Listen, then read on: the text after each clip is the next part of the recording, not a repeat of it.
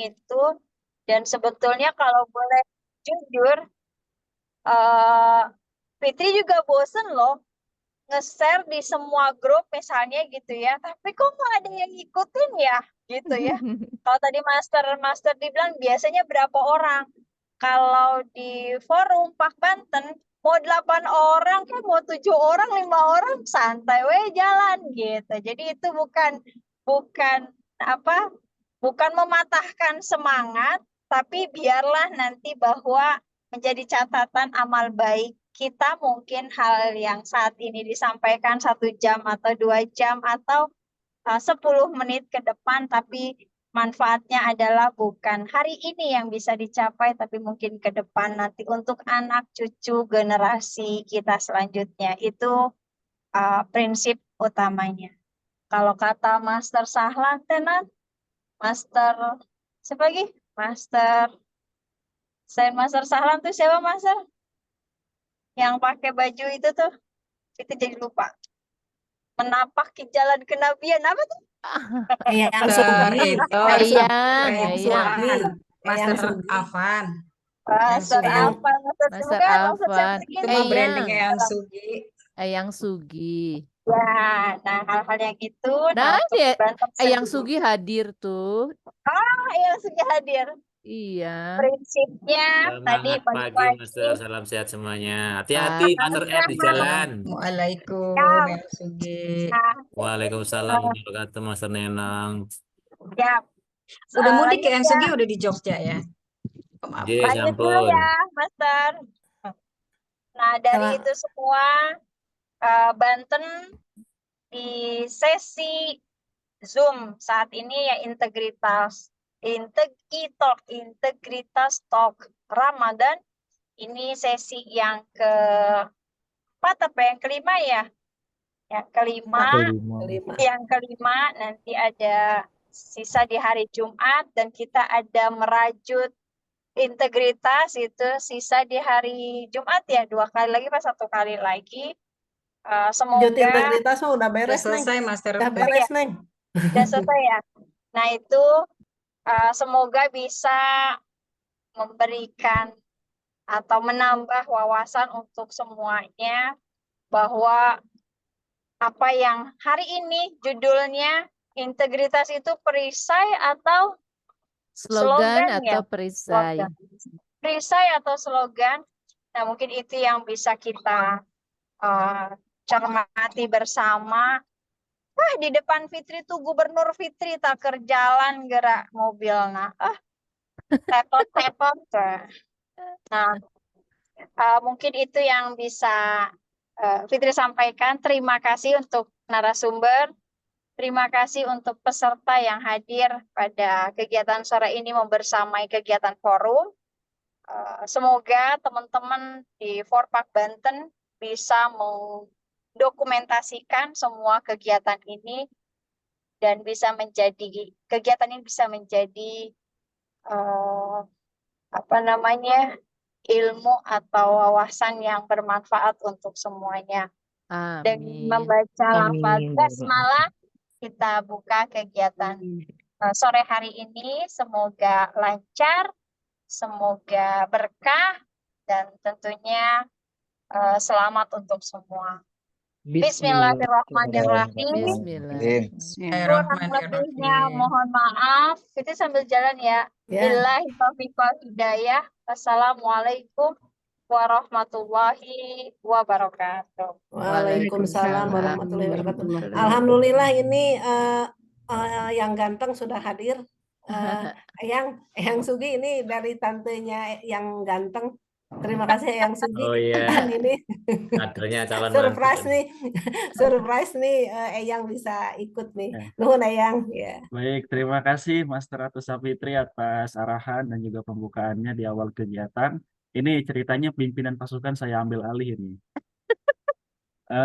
Tadi insight-nya banyak yang disampaikan sama Bu Fitri, yang pasti sudahlah kita tidak menghitung berapa orang yang ikut dalam kegiatan yang konsisten membersamai kita dalam setiap program-program anti korupsi yang kita laksanakan. Yang penting yang kita lakukan tetap konsisten dan memang memberikan dampak walaupun hanya kepada segelintir orang saja. Baik, selanjutnya sebelum kita masuk ya ke dalam sesi ataupun tahap diskusi, karena kebetulan juga nih di sini alhamdulillah kita dihadiri oleh AA Geek ya. Kalau di Bandung itu namanya AA Gim, kalau di sini namanya AA Geek. Jadi nanti sebelum saya lempar kepada narasumber, barangkali ada insight ataupun arahan yang mau ingin disampaikan oleh Mas Reyang Sugi. Kepada Mas Reyang Sugi dipersilakan. Kepada Aagi disilakan.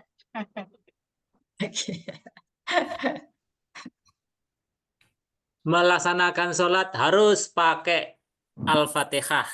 Cakep. Cakep. Itu adalah rukun dan salah satunya sholat. Cakep. Assalamualaikum para master yang luar biasa. Mudah-mudahan Indonesia semakin berkah. Waalaikumsalam warahmatullahi warahmatullahi wabarakatuh. Pertama, tentunya kita bersyukur kehadirat Allah Rabbi. Yang kedua, salam salat pada Kanjeng Nabi. Yang ketiga, sesungguhnya kami itu hanya ingin mengikuti sebagai mustakmim saja, pendengar saja. Tapi karena ya nggak udah diperintah sama Pemuda Harapan Bangsa, apalagi Master Ed itu ya nggak bisa mengelak lah begitu.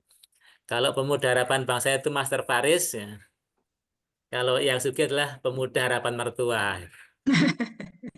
Tentunya yang pertama setelah salam puji dan salam, kita menyampaikan apresiasi ya kepada teman-teman para master luar biasa di iTalk, di Provinsi Banten dengan inovasinya iTalk Ramadan ini, dan kemarin juga beberapa saya berusaha untuk nyambangi ataupun silaturahim pada program-program yang diinisiasi oleh teman-teman di Pak si API Jabar. Itu ada namanya Tadarus Integritas. Namanya awalnya Tadarus Tipikor, kemudian saya memberikan saran akan lebih bagus kalau Tadarus Integritas. Ada beberapa sudah edisi keempat, kelima, keenam gitu ya. Dan nanti juga ini hari ini edisi yang keempat ya untuk iTalk Ramadan.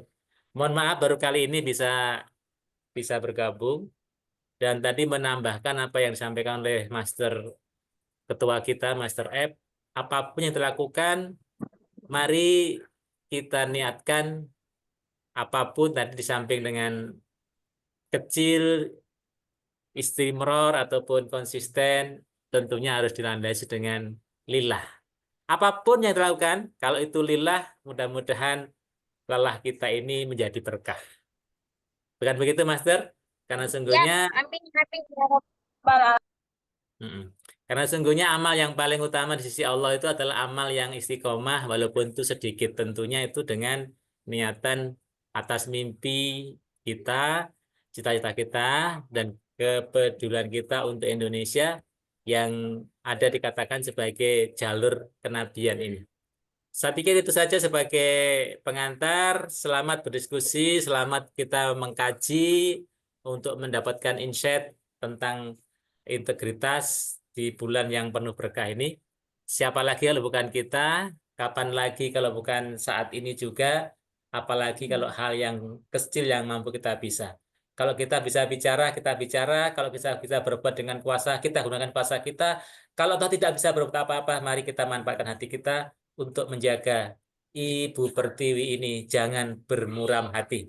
Bersama saya Sugi Sugiarto alias Aagi, kita kembali ke studio. Mohon maaf lahir dan batin. Baik, terima kasih Master Eyang Sugi. Ini pas ya 7 menit ini. Jadi kuliah 7 menit kultum. Tapi saya mendefinisikannya kalau untuk Master Eyang Sugiarto ini kuliah 7 tahun nih kalau bisa. Selama 7 tahun terus nyampein apa materi-materi anti korupsi atau penarahan.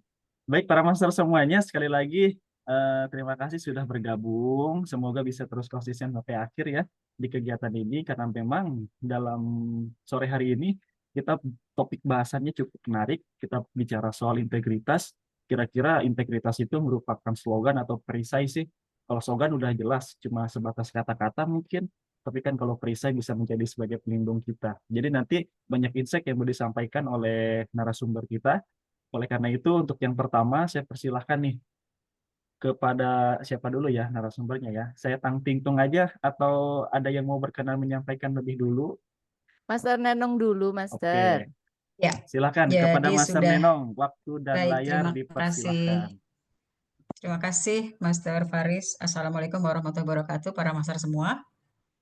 Ya, Bismillahirrahmanirrahim. Saya sudah berbagi, ini nih janjian berbagi peran dengan Master Diana. Saya akan bicara makronya, nanti yang mikronya akan disampaikan oleh Master Diana. Bukan begitu, Master Diana ya? Ini saya nggak bisa share screen, Master Faris. Send request. Belum di set share Silakan, screen, Master sekarang Faris? sudah bisa, sekarang sudah bisa. Sudah? Oke, terima kasih. Oke. Sudah munculkah? Sudah Master Nenong. Sudah. Ih, bagus Baik. banget materinya. Terima Belum. kasih. Nggak, ini cuma depannya doang. Dan bukan gender ini, kebetulan desainnya yang saya temukan kok cocok ini gitu. Baik. Terima kasih. Bismillahirrahmanirrahim. Para master, kita sesuai dengan yang Master Faris tadi sampaikan, tema hari ini adalah integritas, itu slogan atau perisai gitu ya. Jadi adapun tujuan dari sesi sharing kita hari ini adalah bagaimana nanti harapannya kita bisa lebih memahami gitu ya konsep tentang integritas, dan ini untuk menguatkan kita gitu ya, dan menjadikan integritas itu bukan hanya di mulut gitu ya seperti judulnya, tapi akan menjadi prinsip hidup dan perisai kehidupan kita begitu. Nah, saya akan mulai dengan ada video nih. Jadi kita lihat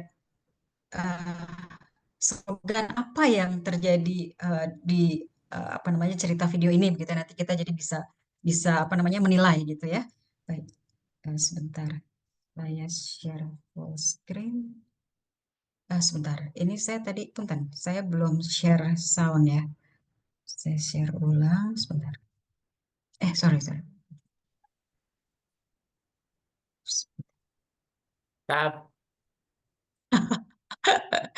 Punten yang Sugi. Gini ada yang Sugi. Oke, baik. Sudah kelihatan? Ya, Master. Monitor. Ini video dari satu kampanye yang sudah agak lama, tapi saya rasa ini menjadi pelajaran, insya Allah menjadi pelajaran berharga bagi kita gitu ya. Ini adalah video kampanye tahun 2008. Gelengkan kepala dan katakan Tidak! Tidak! Abaikan rayuannya dan katakan Tidak! Tidak! tutup telinga dan katakan Tidak! Tidak! Partai Demokrat bersama SBY terus melawan korupsi tanpa pandang bulu. Bergabunglah bersama kami. Katakan tidak pada korupsi.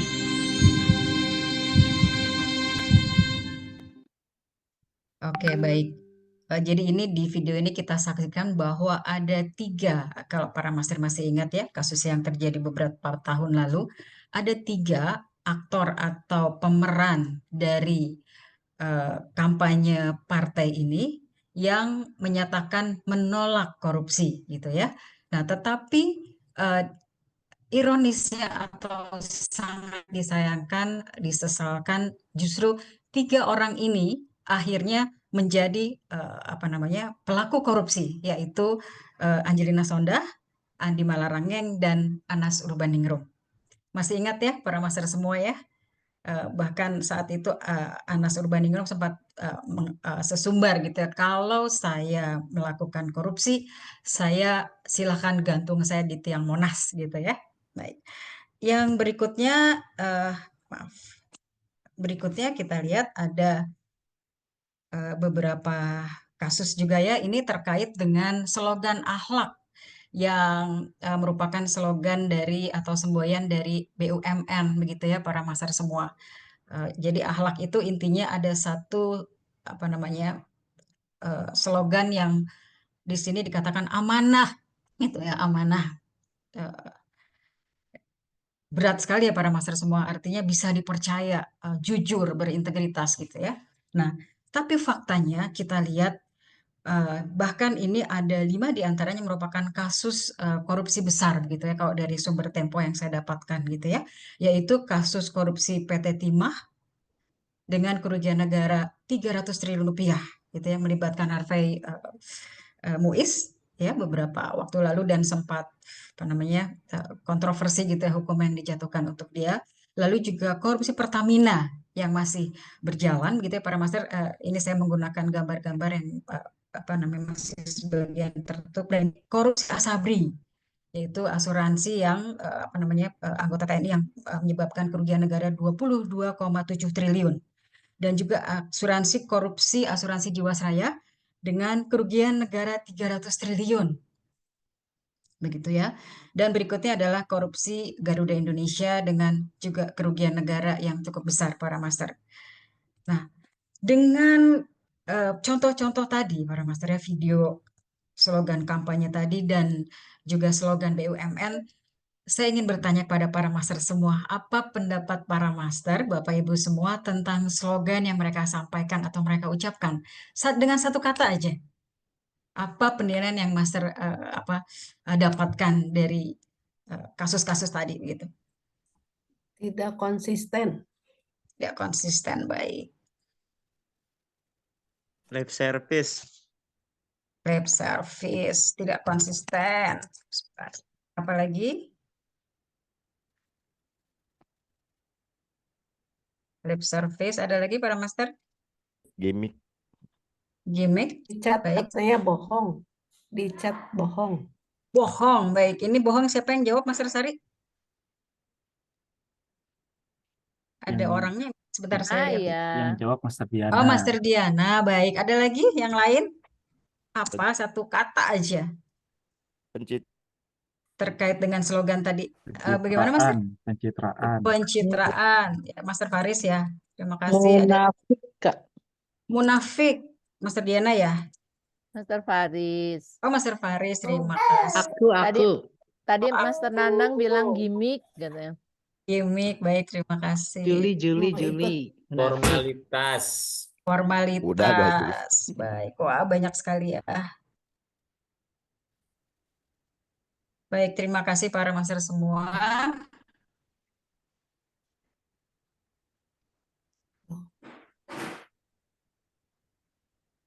Halusinasi. Halusinasi. Ya, baik. Nah, baik para master semua. Sebetulnya kalau kita lihat slogan itu, jadi seperti janji gitu para master semua. Janji itu kan harus ditepati begitu ya. Nah, jadi orang menyampaikan atau memiliki slogan begitu ya, tapi dia tidak menepati slogan itu, sama dengan orang yang berbohong begitu ya, atau juga berjanji tapi tidak menepati secara agama, itu sama dengan munafik. Dan kebetulan karena sekarang bulan Ramadan para master semua, jadi saya menggunakan apa yang disampaikan dalam hadis gitu ya para master, bahwa di sini tanda-tanda orang munafik itu ada 3 keadaan, yaitu pertama, jika ia berkata-kata, kata-katanya dusta gitu ya. Kedua, jika berjanji ia akan mengingkari, dan ketiga, jika diberi amanah atau kepercayaan akan mengkhianati. Baik. Nah, sekarang saya ingin mengajak para master untuk melihat kembali gitu ya, apa sih sebetulnya yang dimaksud dengan konsepsi integritas gitu para master ya. Yaitu satu, integritas itu adalah wholeness atau keutuhan. Ya memang kalau dilihat dari asal katanya itu integer, gitu ya. Integer yang berarti keutuhan dalam bahasa Latin. Yaitu keutuhan prinsip moral dan etika seseorang gitu. Jadi seseorang yang berintegritas itu tentu akan menunjukkan bahwa kata-katanya itu sinkron dengan perilakunya gitu ya para master. Jadi dia bertindak baik dan benar yang sesuai dengan nilai-nilai yang ia anut, yaitu nilai moral dan etikanya begitu ya. Dan ada lagi juga pemikiran yang lain yang mengatakan bahwa integritas itu adalah authenticity, jadi nilai keluhuran gitu ya yang dimiliki atau otentik yang ada pada diri seseorang gitu ya. Integritas berkaitan dengan hati nurani seseorang gitu para master. Ya, integritas tidak hanya berkaitan dengan keselarasan perkataan, tindakan, dan nilai-nilai yang ada dalam diri seseorang, tapi juga mencakup keselarasan dengan hati nuraninya gitu para master. Bagaimana dia melihat sesuatu bertindak sesuai dengan nilai kebenaran gitu ya, dan yang lebih tingginya adalah sesuai dengan nilai-nilai ketuhanan gitu ya, dengan agama gitu ya. Nah, saya ingin mengajak para master untuk melihat bagaimana Indonesia itu kan sebetulnya secara agama gitu ya, termasuk negara yang masyarakatnya tuh beragama gitu ya. Nah, dari sumber yang saya temukan yaitu sebentar para master. Ya, saya menemukan ini dari kata data. Kita lihat ada paradoks jadi ya antara ketaatan praktik agama gitu ya para master ya dengan korupsi begitu. Nah, Indonesia itu negara Muslim terbesar, negara istilahnya pemeluk agamanya gitu hampir 96% gitulah seluruh rakyatnya memeluk agama gitu, beragama begitu ya. Nah, tetapi kita lihat bahwa agama itu ternyata tidak menjadi kendali gitu ya. Tidak selaras dengan bagaimana tingkah lakunya, kualitas manusianya begitu ya. Khususnya dalam hal ini terkait dengan korupsi gitu para master. Nah, ini kita lihat ada perbandingan antara jumlah atau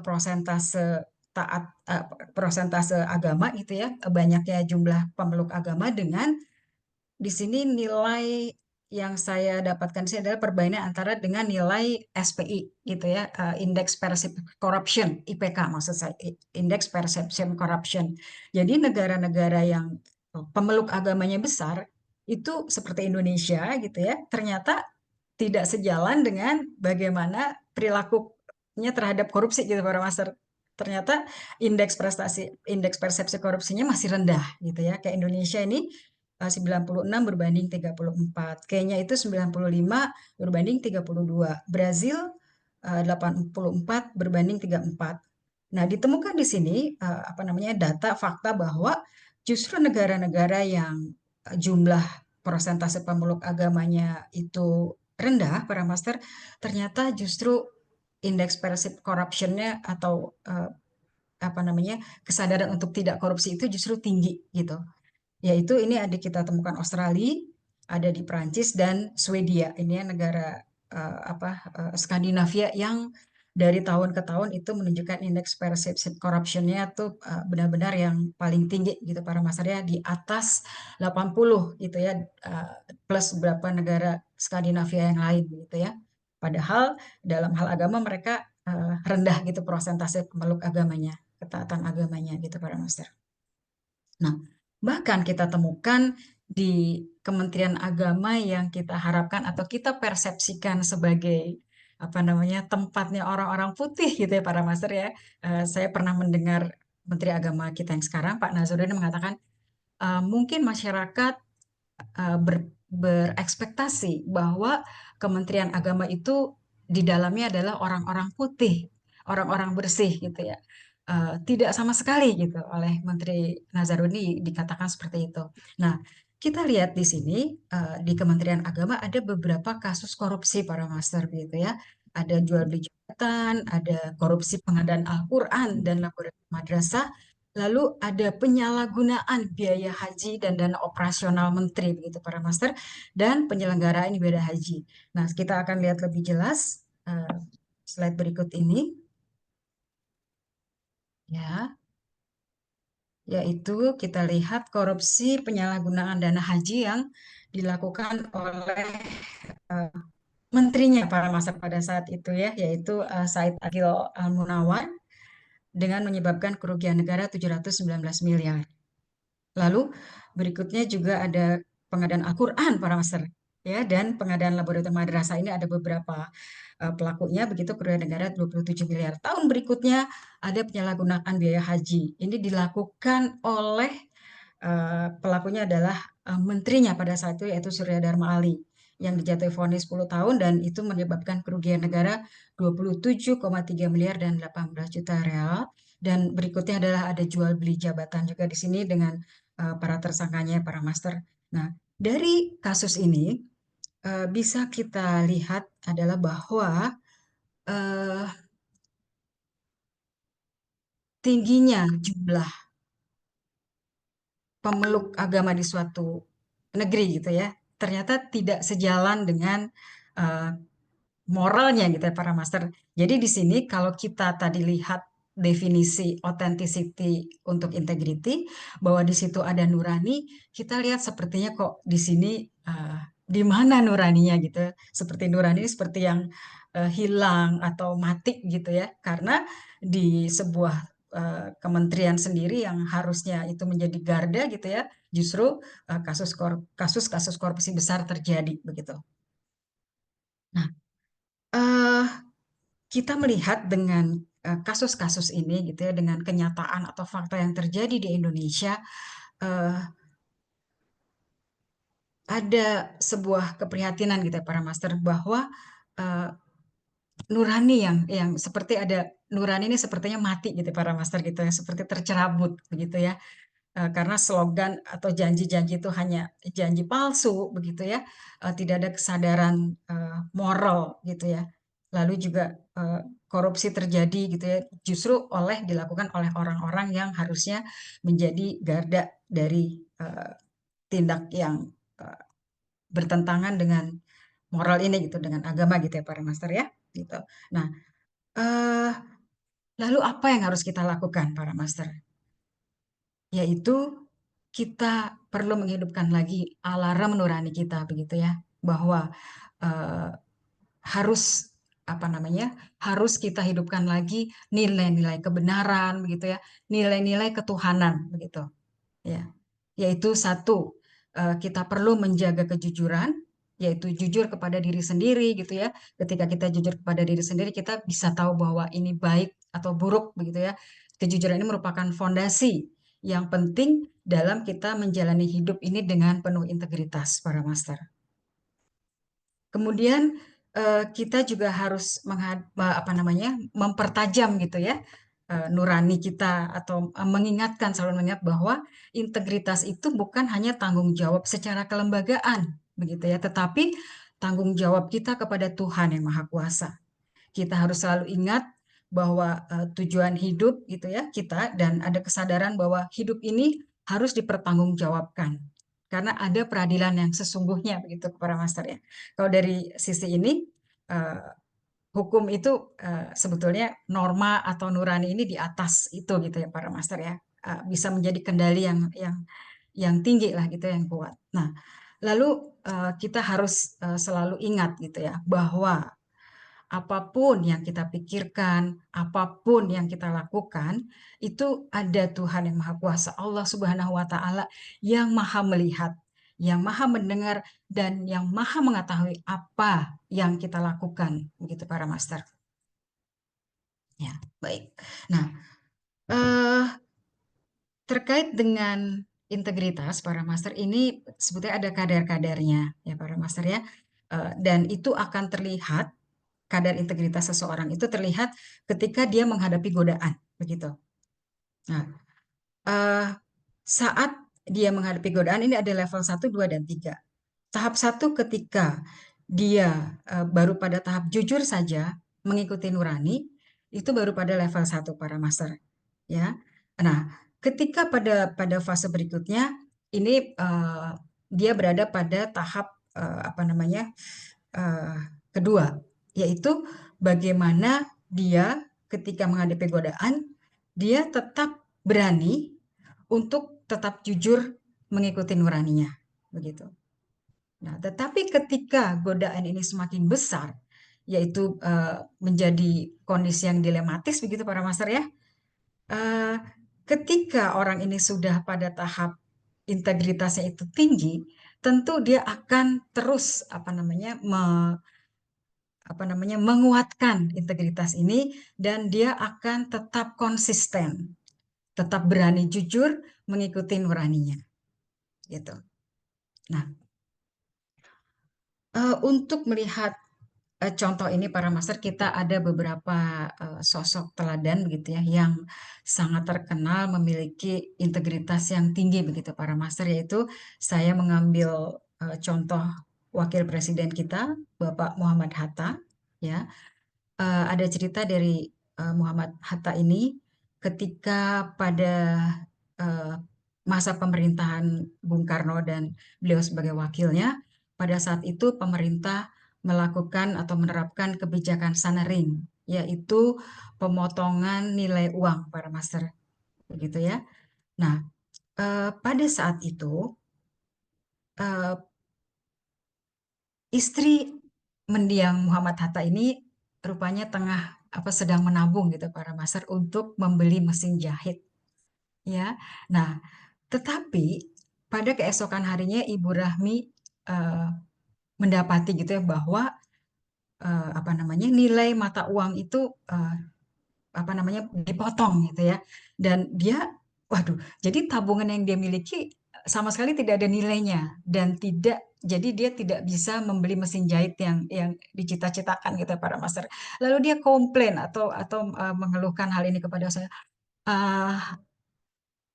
ayah bapak kenapa tidak memberitahu saya bahwa akan ada pemotongan uang gitu ya. Nah, lalu Bung Hatta bilang bahwa kalau Bung Hatta itu mengatakan kepada istrinya, kalau saya membocorkan rahasia ini kepada kamu, menceritakan kepada kamu, bisa jadi kamu nanti akan menceritakan lagi kepada orang lain gitu ya, mungkin kepada ibu kamu atau kepada saudara kamu gitu ya.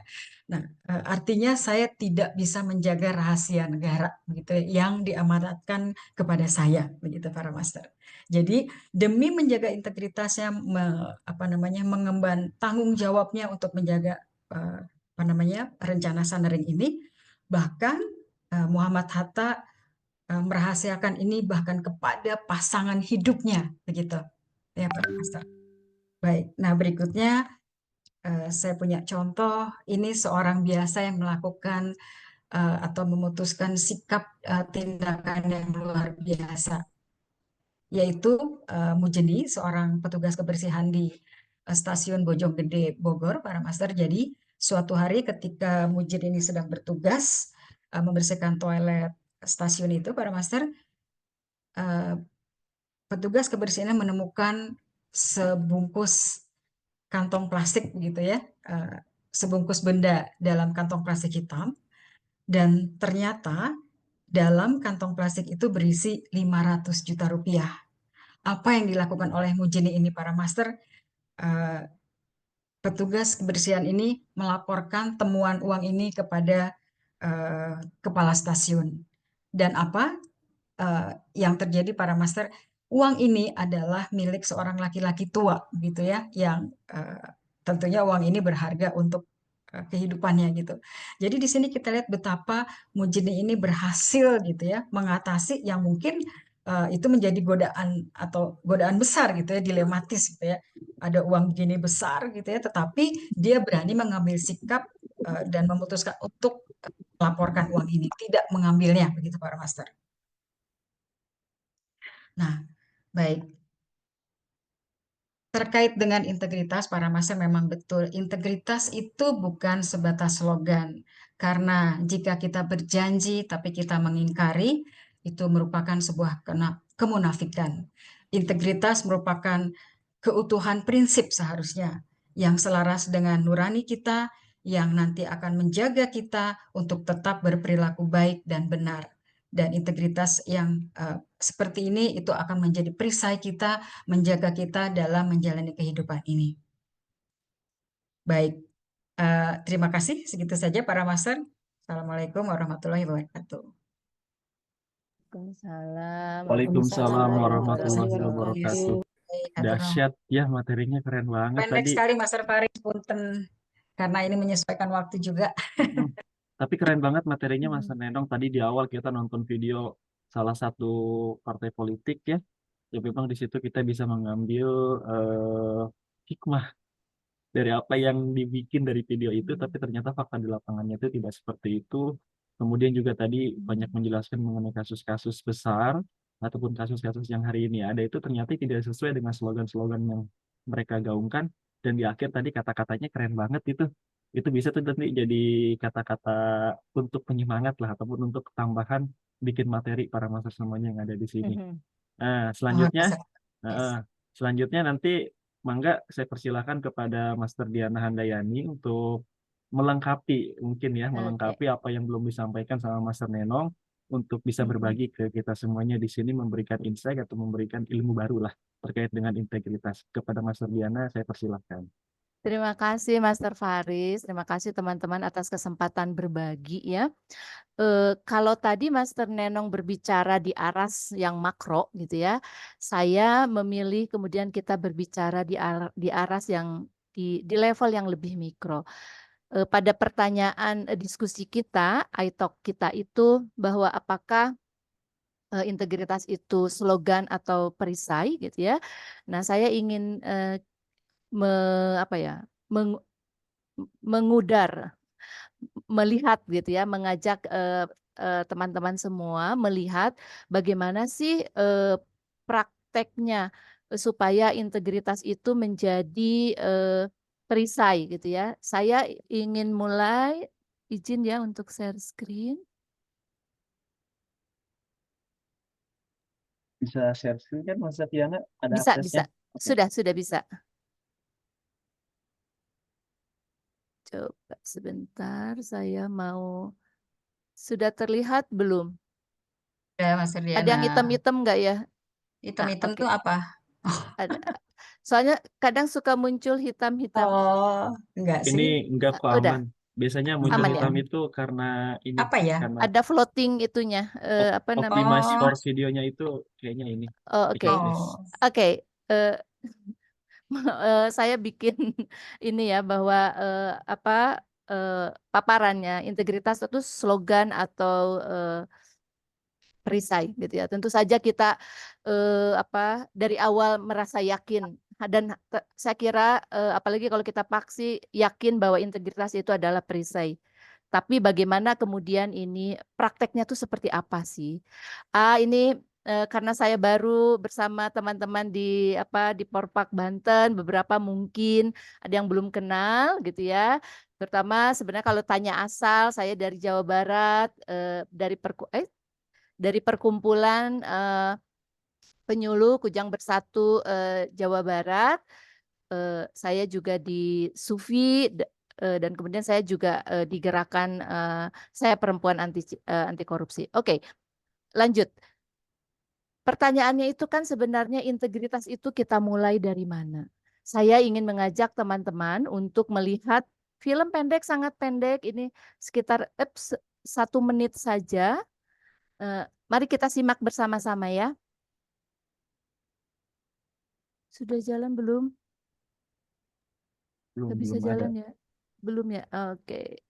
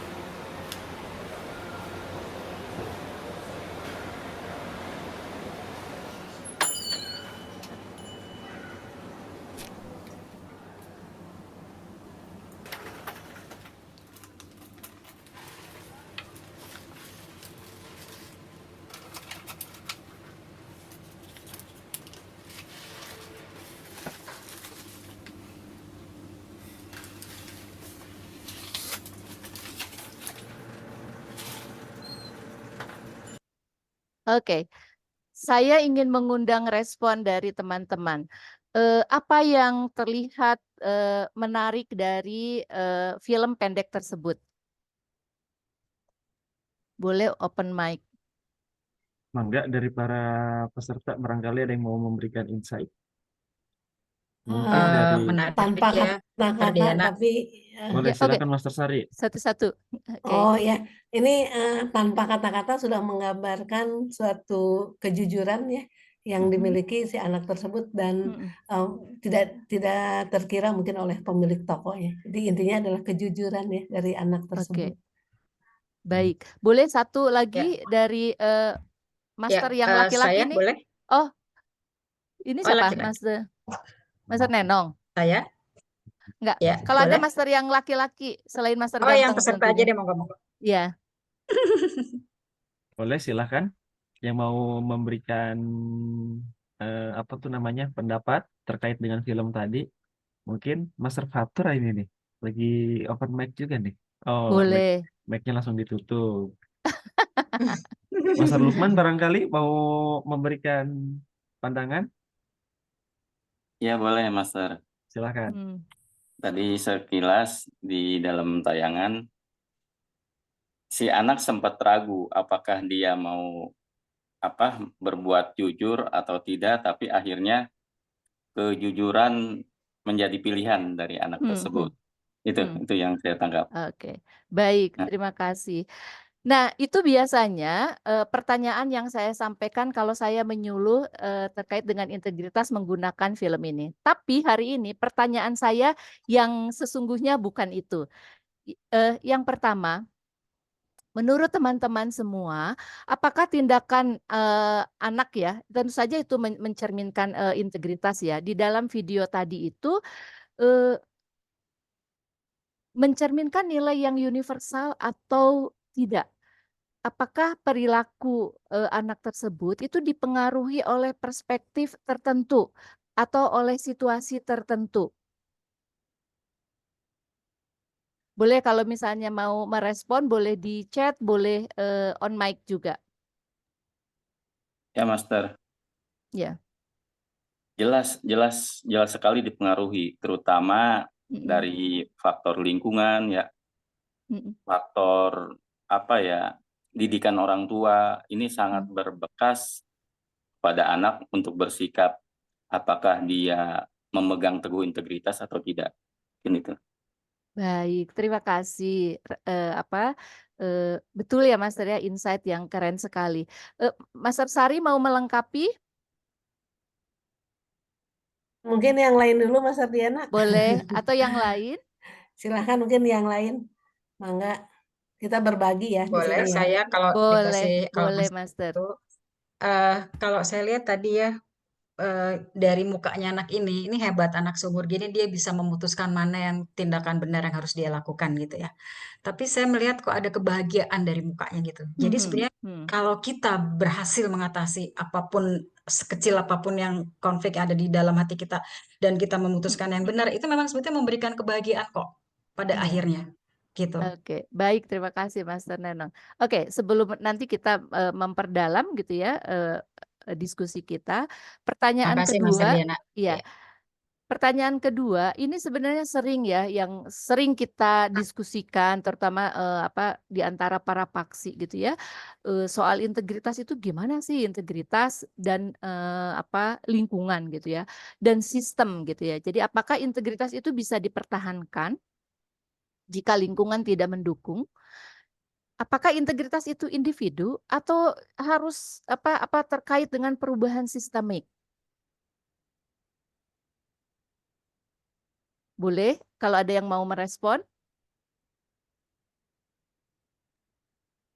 Kalau menurut saya tergantung orang.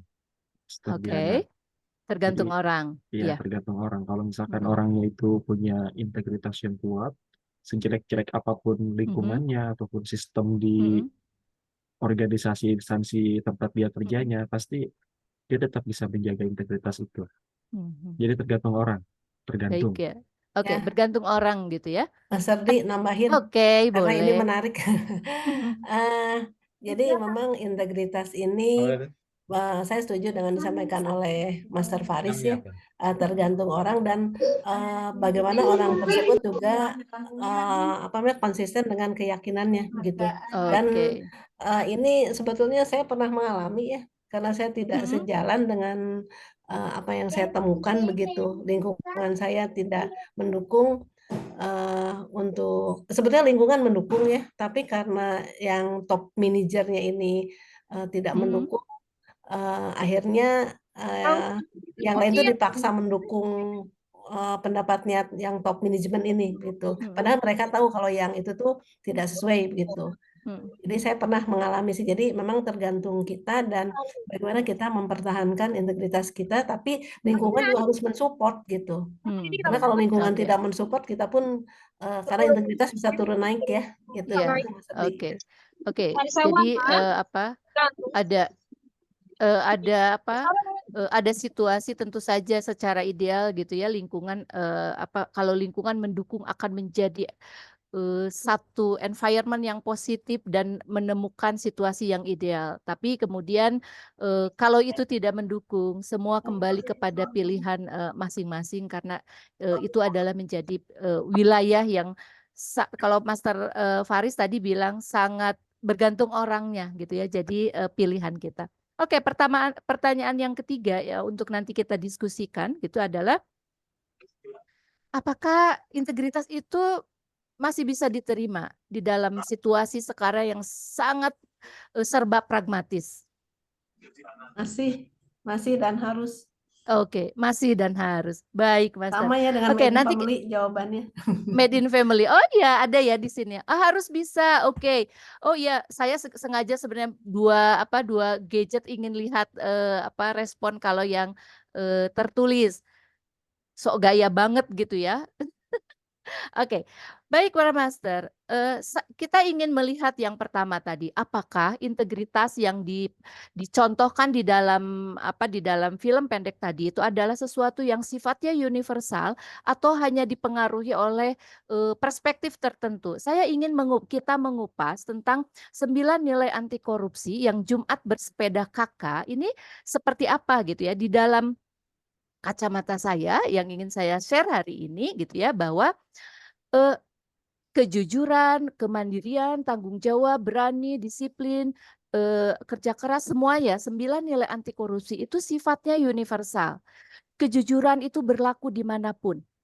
Di belahan dunia manapun, apapun ras kita, apapun suku kita gitu ya, bahkan apapun agama kita akan menyepakati bahwa yang namanya jujur, yang namanya mandiri, tanggung jawab, berani, sederhana, disiplin, peduli, adil, kerja keras gitu ya, itu diterima sebagai nilai yang positif, nilai yang harus hidup, nilai yang melengkapi keutuhan kita sebagai manusia yang kalau di dalam Islam itu kan punya tanggung jawab juga sebagai khalifah gitu kan kira-kira ya. Tapi kalau Master Eyang Sugi mau ada raise hand? Sebentar ya Master ya. Dan itu berlaku dimanapun gitu ya. Boleh Eyang? Baik, Master Diana, luar biasa Iya. ini. Jadi memang betul tadi universal. Bahkan kemarin saya sempat menyampaikan dalam sebuah khotbah ya, kultum subuh saya, bahwasanya integritas, kejujuran itu adalah mata uang universal, ya, berlaku bahkan Yes. dunia akhirat, saya bilang begitu. Yes. Jadi sebenarnya kan Sepakat. nilai-nilai ini adalah nilai yang sesuai dengan sumber dari agama ataupun semua berhadapan, semua agama, semua golongan sepakat dengan ini. Okay. Dan bahkan kalau kita sebagai orang yang percaya pada Tuhan Yang Maha Esa, yang bertakwa, maka nilai-nilai ini sebenarnya dimensinya tidak hanya dunia saja, tapi berdimensi juga akhirat. Iya. Itu saja Master. Mohon maaf. Sepakat Master. Ya, terima kasih untuk penguatannya, pendalamannya. Bahkan tentu saja ya kalau kita dalam agama Islam itu ada banyak sekali ayat yang menjelaskan gitu ya bahwa nilai-nilai ini adalah bagian dari akhlakul karimah lah kira-kira seperti begitu. Kedua, perspektif. Kalau 9 nilai anti korupsi tentu saja perspektif anti korupsi versinya KPK. Jadi kalau tadi ada pertanyaan, apakah dipengaruhi oleh perspektif tertentu? Iya. Nilai ini gitu ya di dalam detailingnya Kalau perilakunya tentu saja itu sifatnya universal, tapi kenapa 9 nilai anti korupsi? Itu adalah perspektifnya anti korupsi yang sedang kita bangun di bawah KPK. Kenapa begitu? Karena misalnya ketika peringatan hak kordia di Bandung pada tahun 2015 apa 2017 ya, itu dengan kegiatan Prung 2014. 14 ya, yang di Bandung, yang Prung yang 14. 14 ya. Saya belum jadi penyuluh, tapi saya sudah mulai bergerak gitu ya. Saya ikut di acara itu roadshow ke SMA untuk penguatan anti korupsi. Nah, panitia tim yang terlibat di dalamnya tuh ingin menambahkan satu nilai, yaitu kesabaran. Dan kita memang kemudian diuji tentang kesabaran gitu. Jadi perspektif ini terkait dengan integritas itu bisa dipengaruhi oleh perspektif tertentu, pandangan tertentu gitu ya. Tapi tetap poinnya itu adalah pada nilai integritas. Sumbernya dari mana? Sumbernya tadi Eyang sudah menyebutkan 9 nilai anti korupsi itu sumbernya dari agama. Sebutkan tadi Ayang sudah menyebutkan semua agama bersepakat nilai ini oke gitu ya, bisa diterima, berterima. Sekarang kalau dari perspektif budaya, sumber budaya, tidak ada kan budaya yang mengajarkan kita untuk berperilaku buruk gitu kan ya, ini juga diterima. Ini juga tidak bertentangan dengan nilai di masyarakat dan nilai di organisasi. Dan tentunya bagi kita paksi gitu ya, bahwa nilai integritas, 9 nilai anti korupsi yang juga menjadi bagian dari integritas itu mempengaruhi tindakan dalam setiap situasi. Kemarin di dalam kelasnya Eyang disebutkan bahwa integritas ini menjadi pagar bagi kita untuk berpikir, bersikap, berbicara, bertindak, menjadi pagar di dalam berperilaku. Oke, lanjut. Sekarang tadi pertanyaan kedua, apakah integritas itu individu, dukungan lingkungan, atau perubahan sistem? Master Nenong tadi menyebutkan bahwa di Kementerian Agama sekalipun gitu ya, yang diharapkan menjadi institusi yang bersih, terjadi korupsi yang besar gitu ya. Saya ingin mengajak teman-teman untuk mengenal Pak Budi Ali sebagai penerima award gratifikasi ya. Dia melaporkan gratifikasi kebetulan dari Cimahi, backgroundnya adalah penghulu, jadi sangat dekat dengan di bawah Kementerian Agama, jadi relate tadi dengan kasusnya gitu ya. Dalam situasi seperti begitu, Pak Budi tetap memilih untuk melaporkan gratifikasi yang menurut beliau itu bukan haknya dia, gitu ya. Ini adalah pilihan pribadi, tapi gitu ya, Pak Budi punya landasan pijak. Kenapa memilih mengambil keputusan itu? Bahwa misalnya secara sistem di dalam peraturan Menteri Agama sudah ditetapkan bahwa Pak Budi ini sudah mendapatkan haknya secara jelas dan pantas gitu ya, seperti yang diatur oleh negara, dan kemudian hal-hal di luar itu tidak menjadi haknya gitu ya. Jadi ini adalah bagian dari sistem yang memberikan dukungan, tapi kemudian keputusannya menjadi keputusan personal Pak Budi gitu ya, karena kalau misalnya uangnya diterima dia juga bisa kok tidak melaporkan, tetapi dia memilih melaporkan gitu ya. Itu tadi Master Faris sudah menyebutkan bahwa itu kembali kepada orangnya, betul bahwa sehebat apapun sistem, tapi kemudian kita selalu punya pilihan untuk bisa memagari diri gitu ya, dengan perilaku yang baik, dengan sesuatu yang kita memang menerima apa yang menjadi hak kita saja gitu. Selanjutnya saya juga ingin mengajak ini terkait sama juga orang yang mendapatkan penghargaan terkait dengan pelaporan gratifikasi. Pak Hairul ini adalah operator ya yang menginput data. Dia melaporkan gratifikasi. Awalnya keluarganya nggak menyepakati. Jadi bukan orang lain nih yang tidak menyepakati, orang terdekatnya yang tidak menyepakati atas sikapnya gitu ya.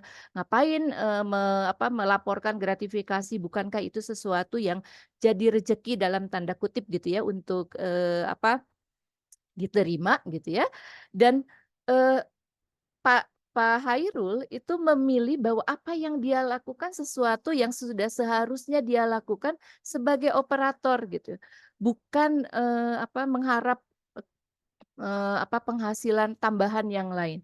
Jadi individu integritas itu berhubungan juga dengan sistem, tapi gitu ya, ketika pun sistem tidak mendukung, pilihannya adalah menjadi pilihan individu. Di dalam konteks Pak Hairul sebagai suami, sebagai pasangan, sebagai kepala keluarga, dia berhasil meyakinkan pasangannya untuk tetap mendukung dia konsisten di dalam pilihannya, tidak menerima pemberian yang termasuk di dalam gratifikasi. Selanjutnya, apakah integritas masih bisa diterima? Ya, tentu saja jawabannya tadi iya harus. Gimana sih contohnya? Saya mendapatkan cerita tentang Zafran, umurnya 6 tahun. Dia tidak sengaja menggores bumper mobil yang di pinggir jalan gitu ya. Dia menangis, dia merasa bersalah, dia datang, dia bilang pada orang tuanya, dan ibunya kemudian mendorong untuk Zafran meminta maaf dan menulis memo di dalam di atas mobil itu gitu ya. Ibunya tentu saja punya andil besar gitu ya di dalam mendorong Zafran. Dia mengarahkan untuk Zafran mengambil tanggung jawab atas kesalahan yang dilakukannya gitu ya. Jadi nilai ini kemudian masih berlaku gitu ya di dalam konteks level rumah gitu ya. Dan di rumah kemudian di dalam cerita Zafran ini ibu yang punya peran sangat strategis dan besar, andil besar mendorong Zafran untuk bertanggung jawab atas kesalahannya. Apakah ada cerita lain? Ya, ada gitu ya. 4 orang siswa dari Blitar itu harus mengayuh sepeda untuk mengembalikan dompet yang di dalamnya berisi uang 900.000 gitu ya yang mereka temukan di jalan. Sebelum mengembalikan mereka juga mengalami dilema, sebagian berpendapat dikembalikan saja, sebagian kemudian bilang enggak, harus dibagiin aja gitu ya. Tapi gitu ya, semuanya kemudian bersepakat gitu ya untuk mengembalikan. Alasannya apa? Takut dosa untuk sesuatu yang bukan haknya gitu ya. Kalau untuk dimiliki gitu ya. Mereka kemudian mengambil risiko untuk menempuh perjalanan mengayuh sepeda ke rumah pemilik yang ada alamatnya tuh ada di KTP di dalam dompet gitu ya. Dan tentu saja pemilik dompet itu merasa sebuah keajaiban gitu ya bahwa uangnya kembali, kemudian dia bisa mendapatkan kembali uangnya gitu ya yang hilang, yang sudah dia tidak diharapkan lagi mungkin ya kalau di tempat lain. Anak-anak itu harus mengayuh 8 kilometer gitu ya. Jadi ini sesuatu yang masih hidup. Nilai ini masih hidup gitu ya di dalam masyarakat, walaupun kita kerap ya kalau melihat korupsi besar kita gemes banget, kita melihat seakan wah kehabisan nurani ada di mana. Ya bagi mereka nuraninya entah di mana, bagi koruptor itu nuraninya entah di mana. Tapi gitu ya bagi anak-anak ini nurani masih ada gitu ya. Nilai ini masih hidup. Oke. Nah, saya ingin menawarkan, jadi bagaimana kemudian supaya integritas ini menjadi perisai? Maka jadikan ini sebagai living value. konsep ini saya adopt sebenarnya dari Living Value Education. Kalau di dalam Kementerian Pendidikan itu sekarang menjadi pendidikan karakter gitu ya. Nah, Living Value Education sendiri itu dikembangkan oleh UNICEF. Master Diana, punten, Iya. 8 menit lagi ya. Saya ini Oh iya, Faris oke. dulu, Farisnya lagi sholat. Ya. Oke, siap. Gitu ya. Jadi konsepnya living value itu menjadi nilai yang hidup gitu ya. Jadi kita menerapkan nilai di dalam kehidupan kita sehari-hari, kita hidupkan, kita implementasikan. Bagi Paksi mestinya ini udah selesai. Gitu ya. Udah jadi living value. Nah, jadi karakteristiknya itu gitu ya, kalau kita menjadikan integritas sebagai living value itu tentu saja kita menerapkan dalam kehidupan sehari-hari dalam pengambilan keputusan dan interaksi. Ada hubungan kepribadian dan etika gitu ya. Jadi karakter, jadi etika selalu digunakan di dalam apapun yang kita lakukan. Nah, kalau kita menghidupkan integritas, tentu saja akan menumbuhkan budaya yang positif gitu ya. Dan penerapan dalam kehidupan sehari-hari keterhubungan dengan kepribadian dan etika, menumbuhkan budaya positif tentu saja akan meningkatkan kualitas hidup gitu ya. Cara kerjanya adalah kemudian inside out, dari dalam keluar gitu ya. Kemudian kita yang menjadi role model untuk kemudian mencoba mempengaruhi. Jadi kalau kita mau mengubah dunia, maka mulailah itu perubahan itu dari diri kita sendiri. Ini Mahatma Gandhi yang berbicara. Penutup, jadi mungkin ini kunci tips and trick gitulah ya untuk supaya integritas menjadi living value. Tentu saja jadikan kebiasaan. Mulai dari hal terkecil yang bisa langsung dilaksanakan seperti yang dicontohkan anak laki-laki tadi yang keren itu. Kemudian jadikan integritas itu adalah harga diri kita, harga mati, harga diri kita. Kalau kita nggak berintegritas berarti kita nggak punya harga diri gitu ya. Bergabung dan bersinergi dengan komunitas yang mendorong dan menumbuhkan integritas seperti sekarang ini. Bangun ruang refleksi. Jadi kita selalu, karena integritas itu tadi Master Nenang sudah bilang bahwa itu akan punya dilema, akan ada godaan, maka kita bangun ruang refleksi personal dan bersama kelompok atau komunitas seperti yang kita lakukan sore ini. Berbagi cerita inspiratif tentu juga akan menguatkan. Dan ini penting bahwa kita harus menjadi pribadi yang sadar sepenuhnya, mindfulness untuk mengambil peran dan bertanggung jawab menumbuhkan dan menghidupkan integritas. Dan kita bisa menciptakan ruang kreatif untuk menumbuhkan integritas. Saya ingin mengutip Ali bin Abi Thalib sebagai penutup, orang jujur itu akan mendapatkan 3 perkara, yaitu kepercayaan, cinta, dan rasa hormat. Jadi jujur sebagai bagian dari nilai integritas, yuk mari kita selalu jujur dalam perkataan dan perbuatan, yuk biasakan yang benar bukan membenarkan yang biasa. Terima kasih. Assalamualaikum warahmatullahi wabarakatuh. Waalaikumsalam warahmatullahi wabarakatuh. Terima kasih Master Diana. Ini sudah sangat lengkap ya. Sore hari ini kita mendapatkan materi yang sangat bagus dari kedua narasumber. Master Faris, apakah sudah bergabung belum? Sudah Ibu. Oh, sudah Ini bergabung. gimana ya aku Silakan mematikan dilanjutkan. ininya? Oh, mematikannya nanti sama Master Faris, Master Saya Diana. bantu close dari sini aja ya. Nah, thank you. Terima kasih Master Diana, materinya juga sama tadi luar biasa, dan yang paling saya insight itu tadi ternyata integritas itu harus kita jadikan sebagai living value ya, atau nilai kehidupan. Yes. Nah, kalau misalkan emang integritas itu sebagai nilai kehidupan, ya otomatis integritas bukan lagi sebagai suatu pilihan, tapi integritas adalah sebagai suatu kewajiban yang harus kita lakukan. Baik, para master semuanya, kita masih punya waktu nih untuk saling dialog ataupun saling berdiskusi.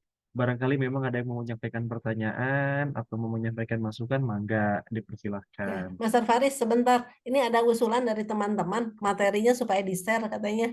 Oh ya, iya. Dari Master Nanang, Master, kayaknya semuanya nih butuh nih ya untuk pencerahan. Saya juga Siap. butuh materinya bagus. Ya. Siap. Ya. Semoga nanti bisa digunakan juga ya dan menjadi pengingat ya bagi kita. Betul. Ya. Keren-keren banget narsumnya, katanya tuh dari Mas Nur Rahman nih, jauh-jauh dari Yogyakarta. Oke, baik, barangkali dari para master ada yang mau menyampaikan pertanyaan sebelum saya menyampaikan pertanyaan dari diri saya sendiri nih, karena saya juga ternyata ada pertanyaan nih terkait dengan praktik di lapangan. Oh, ada dari Master Nanang. Master Nanang, mangga dipersilakan. Ya, terima kasih. Assalamualaikum warahmatullahi wabarakatuh. Waalaikumsalam. Mas Faris, terima kasih banyak waktunya. Hanya ingin ini aja, bagaimana sih kalau misalnya kok kalau orang Muslim ya makan babi, minum arak, dia takut gitu. Ya, karena apa? Karena babi dan arak itu kan haram gitu ya. Namun kenapa korupsi dia mau gitu. Bahkan banyak kan orang Muslim kan ya yang malah kan udah apa namanya itu ya udah paham agama sekali tadi yang disampaikan oleh Mas Nenong tuh ya di Kementerian Agama. Apakah karena mereka sudah tahu doanya gitu ya atau bagaimana? Nah ini bagaimana caranya gitu ya kita tadi agar integritas ini juga atau korupsi itu juga seperti kita makan babi gitu itu bagaimana tuh menginikannya gitu ya menginsersikannya kepada eh, kelompok sasaran gitu Master ya saya kayak kelihatannya yang saya kalau kalau dibicarakan masalah babi gitu ya masalah makan babi itu haram minum arak itu haram gitu mereka patuh banget gitu Master ya bahkan apa namanya itu ya ada semacam apa ya namanya itu ya ada kekhawatiran kalau dia makan babi itu gitu. Nah, sementara gitu ya, kalau dikatakan korupsi mereka kayaknya nggak ini gitu ya, nggak takut seperti makan babi itu gitu. Padahal korupsi juga kan mencuri itu gak haram juga gitu. Nah, ini bagaimana caranya ya kepada dua narasumber ini untuk bagaimana kita menjadikan misalnya bahwa korupsi itu sama dengan makan babi gitu ya atau minuman arak. Kemudian yang kedua ada ini saja nih bahwa Bupati Bantaeng waktu itu Pak Nurdin Abdullah itu Master Nenong ya itu ada videonya tuh Master oleh LAN itu Lembaga Administrasi Negara itu di share banget gitu karena apa beliau itu sangat inovatif gitu waktu mengelola jadi Bupati Bantaeng. Tapi nyatanya kan pas begitu beliau jadi gubernur karena keberhasilannya di Bantaeng itu terjerat korupsi juga. Nah ini juga barangkali bisa di ini juga gitu ya bisa dijadikan video pembelajaran gitu ya bahwa ternyata mempertahankan integritas itu sulit juga gitu. Nah kemudian tadi terkait dengan apa ya memang itu core value-nya ASN ya di BUMN itu yang namanya berakhlak gitu. Jadi ada bernya gitu berorientasi pelayanan, akuntabel, harmonis gitu ya. Nah, boleh bisa tidak hanya di BUMN gitu ya di pemerintahan daerah juga terjadi gitu karena core value berakhlak ini juga ternyata hanya menjadi ini saja menjadi slogan saja gitu. Ya tidak hanya di BUMN maksud saya itu bahwa di Pemda juga terjadi gitu kan Bupati Gubernur Maluku Utara kan terjerat juga korupsi gitu ya di dalam itu ya dalam proses perjalanannya. Nah kemudian tadi juga ada mungkin di Kementerian Agama ini mungkin tambah satu lagi tuh Master jual beli kuota haji itu Master yang sekarang oknumnya sedang ada di luar negeri gitu ya oknum menterinya gitu aja oknum mantan menterinya nggak pulang-pulang gitu. Nah ini kan triliunan juga tuh ya jual beli kuota haji itu gitu. Nah ini juga bisa jadikan satu tambahan inilah apa namanya itu informasi gitu kepada masyarakat gitu ya untuk pada kelompok sasaran terutama itu. Saya kira itu saja tapi intinya yang tadi itu ya bagaimana caranya gitu ya bahwa korupsi itu sama dengan kita makan babi gitu. Ya Baik. sama dengan kita minum arak. Saya kira itu terima kasih Pak Faris atas waktunya. Assalamualaikum warahmatullahi wabarakatuh. Waalaikumsalam warahmatullahi wabarakatuh. Terima kasih Master Nanang nih. Berarti tadi ada satu pertanyaan dan dua ini ya insight baru nih ke kita bahwa tadi ternyata harusnya kita juga masukin soal korupsinya Kemenak gitu kan. Terus juga ada hal lain tadi juga yang disampaikan. Jadi kalau misalkan pertanyaan Master Nanang itu sebetulnya saya juga ingat nih Master Nanang sama jokesnya Prof. Salim Said, ya kan? Indonesia takut makan orang-orang Indonesia itu takut makan babi karena memang dia itu takut karena babi itu haram gitu kan takut makan arak karena memang takut kalau arak itu haram tapi Indonesia nggak takut sama yang namanya korupsi jadi itu yang bikin Indonesia itu nggak maju gitu jadi silakan mangga dipersilakan Master Nenong dulu atau Master Diana dulu yang Mangga, mau siapa jawab dulu? Oke, Master boleh. Diana dulu boleh Silakan, silakan boleh. Iya, Mas Nanang. Ini kok kita kayak nyambung ya.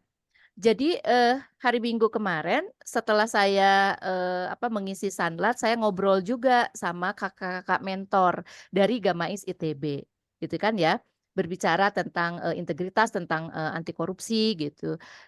Pertanyaan saya tuh sama Master Nanang, yang tadi Master Nanang sampaikan.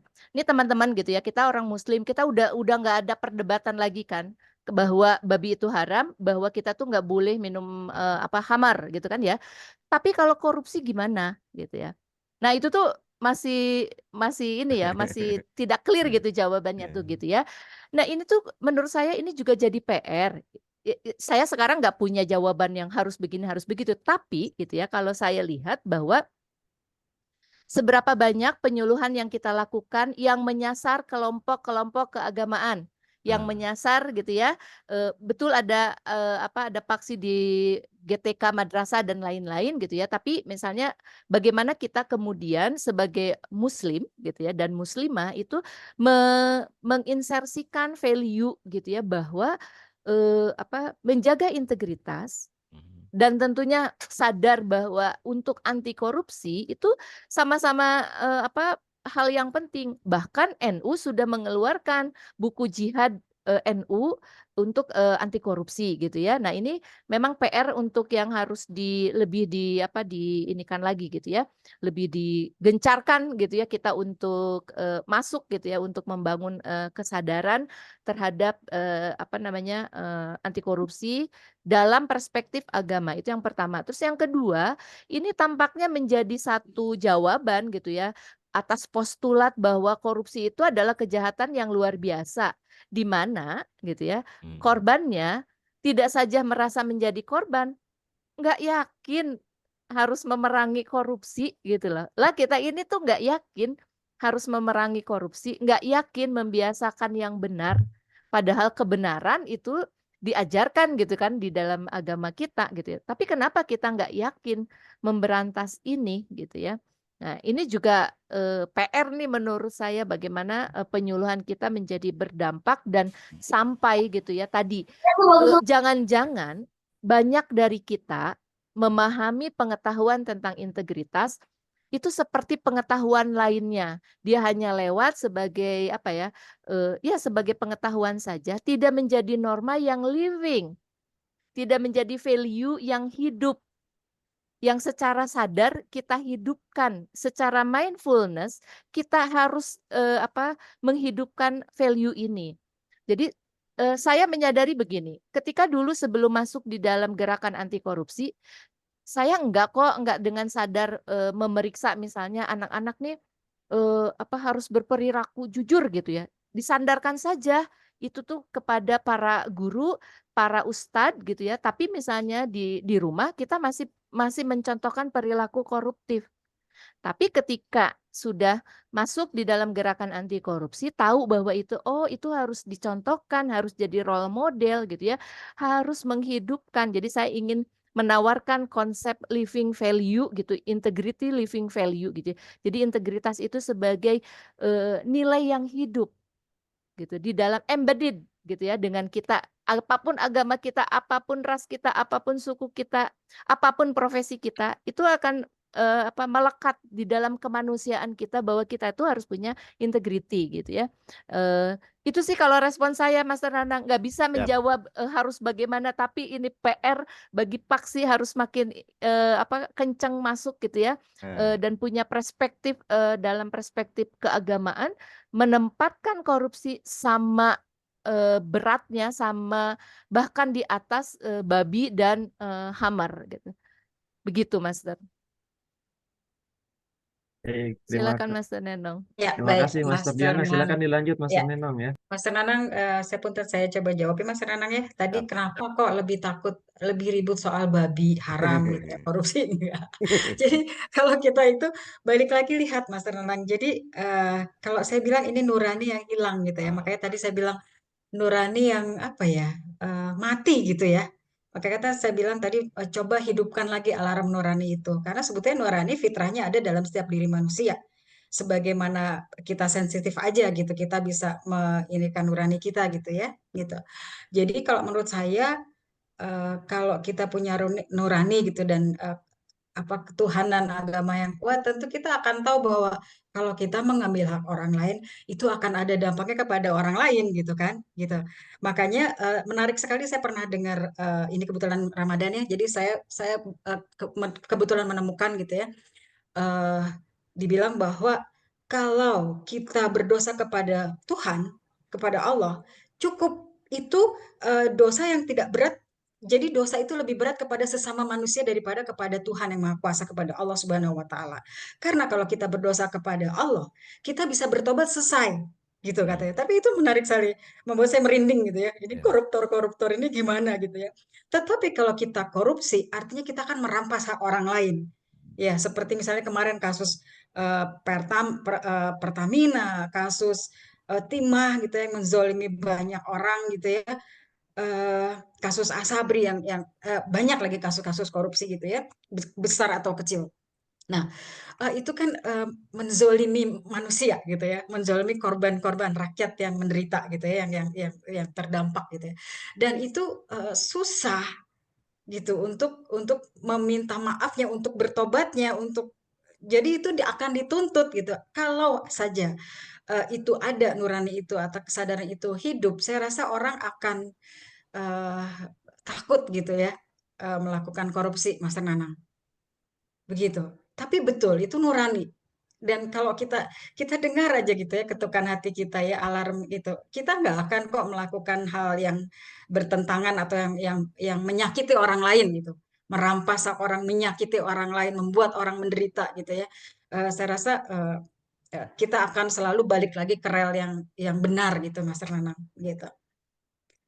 Tadi yang pertanyaan kedua apa, Mas Nanang? Punten? Itu yang apa yang korupsi di Kemenag tuh tambah itu tadi tuh jual beli kuota haji. Tambahan data. Tambahan data aja Mas Neno. Iya. Oh iya ya, baik, terima kasih atur nuhun Ya, Mas Nanang. tambahan Iya. data aja. Terima Iya, kasih jadi gitu, Mas jawaban-jawabannya. Nanang. Iya. Ya. Semoga bisa menjawab Mas Nanang ya. Jadi Siap. itu Makasih. persoalannya. Gitu. Oke, baik.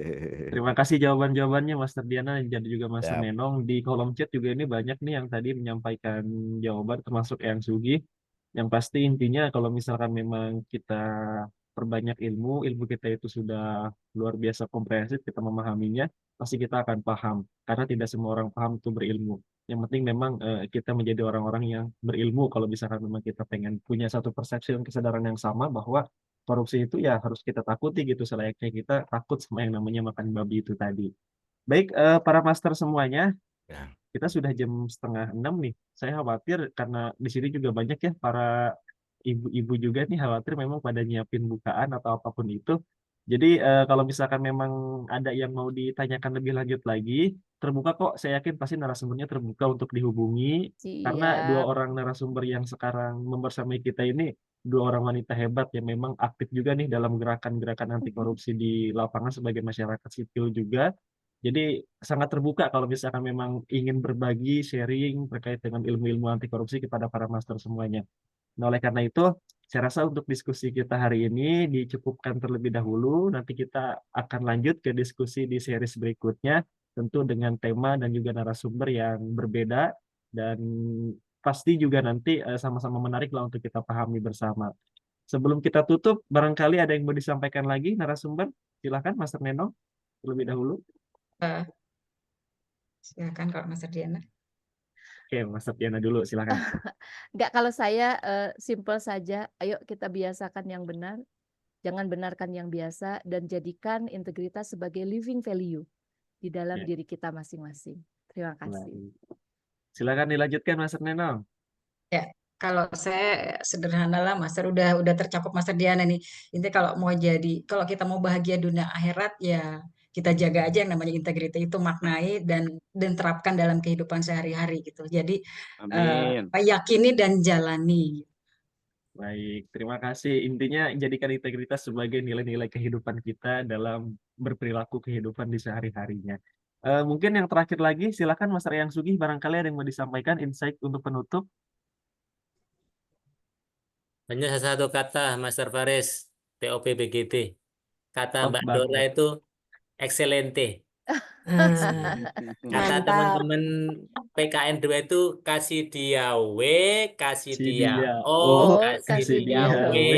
Wow. Mantap. Oh, ya. Nuhun semuanya. Tambahin, keren. Baik, Keren, keren, terima kasih Master keren. Eyang Terima Sugi kasih dan para master semuanya. semuanya Sugi yang hadir. Yang difoto Sugi spanduk berasa dong. diuji. Master Fahri Siap, sudah siap. difoto Iya. belum? Foto Belum dulu dong. difoto. Boleh Foto dong dulu. jempolnya para master Eyang semuanya berasa untuk di-assess narasumber deh, kita. ada Eyang. Oh, Iya, saya ada siap. yang kayak aduh ini bagaimana ini deg-degan.